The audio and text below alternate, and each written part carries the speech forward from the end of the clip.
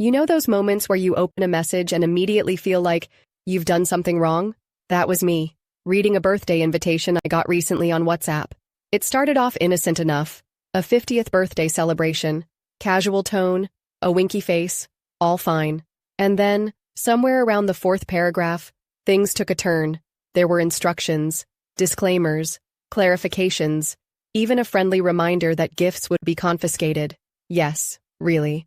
It felt less like an invitation and more like onboarding for a very niche cult. But with cake, I reread it, then again. And you know what? I couldn't help it. I felt a little offended. Not because I wanted to bring a gift, but because the tone made it very clear. This is not about you. Smile, comply, and don't mess it up. And it got me thinking, when did birthday invitations become legal contracts? Let's talk about it. Number 1. Invitations are not decrees. An invitation by nature is supposed to make you feel welcome. It's not a command. It's not a guilt trip. And it certainly isn't a subtle character test. The message I received included lines like, "So I hope everything runs smoothly without unnecessary questions, and especially with a smile." I mean, wow. Nothing sets the mood for a cheerful gathering quite like a preemptive warning about your facial expression. I felt like I was being gently scolded for crimes I hadn't even committed yet. Don't ask questions. Don't bring anything. Don't come unless you're ready to beam like a toothpaste commercial. Here's the problem. Even if the intentions are good, and I'm sure they were, the tone makes joy feel conditional. And that is the real etiquette breach. But it gets even more uncomfortable when the host decides to turn the gift ban into a social experiment. We'll get to that. Number 2. The no gifts trap, and how to escape it gracefully. Now, let's talk about the elephant in the WhatsApp group, the no gift section. There was a whole paragraph explaining how if you brought anything, even a flower or a bottle of wine, you'd be stopped by security and turned away. It was a joke. Sort of. But also, not really. Here's the thing. Saying no gifts is perfectly fine. Classy even. But it has to be said in a way that feels like a kindness, not a threat. Elegant people say something like, "Please, no gifts. Your presence is truly the best present." Short. Warm. Done. What's not elegant? Writing a pseudo-legal disclaimer warning guests that their good intentions might be met with confiscation.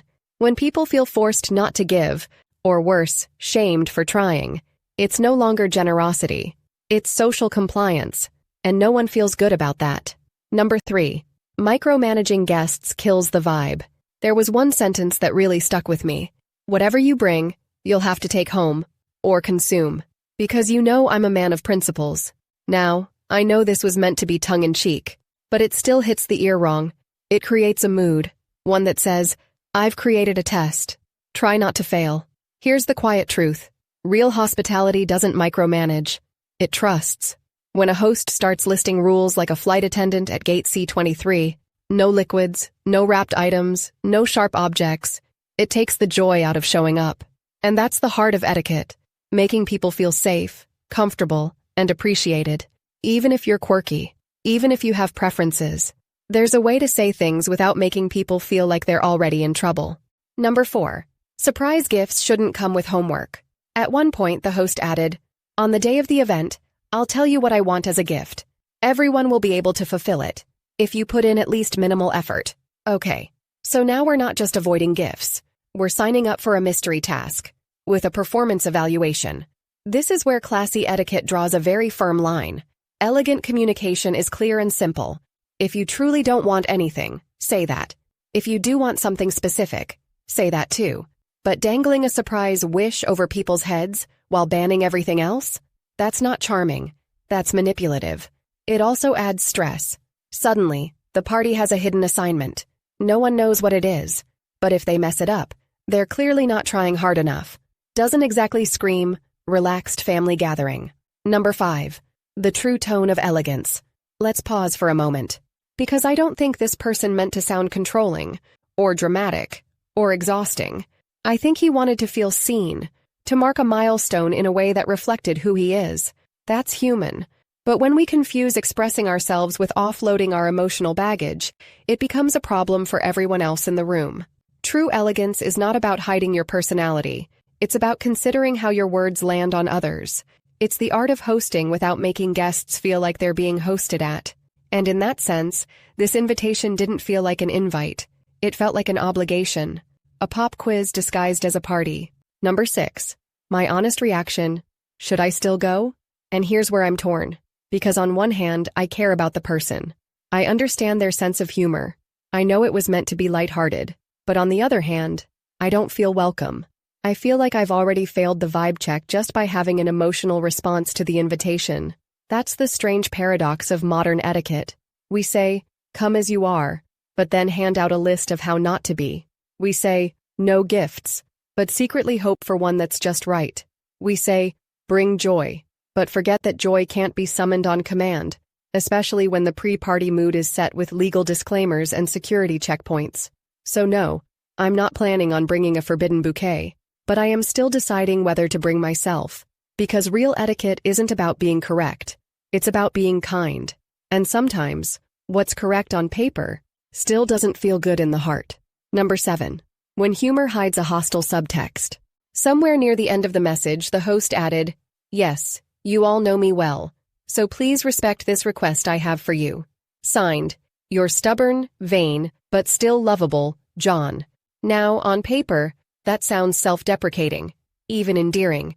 But when placed at the tail end of a long list of restrictions, it starts to feel like an emotional deflection.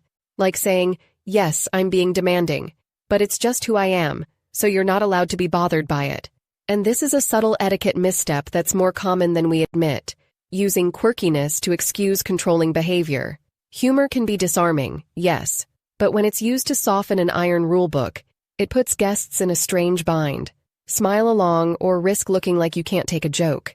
Elegant people don't hide behind labels. They lead with care, not disclaimers. Number 8.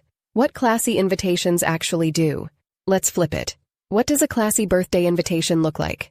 It's brief, warm, inclusive. It says, "I'd love to see you. Join me for food, laughter, and simple joy. Please don't bring anything, just yourself." It trusts the guest to make the right call. It doesn't scold. It doesn't threaten to revoke entry privileges at the door. It makes people feel wanted, not managed. Because true elegance doesn't need to explain itself.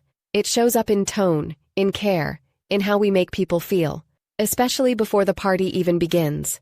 If you're ever tempted to write a birthday invitation that includes phrases like, strictly enforce or, any deviation will be considered a breach, pause.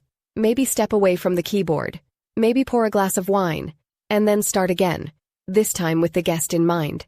Because hospitality is never about proving a point. It's about proving you care. Would you still go? Or politely decline and fake a migraine? If the video inspired you, give it a like, subscribe, and check my Amazon storefront for elegant beauty and living essentials. As always, stay classy. Manners matters.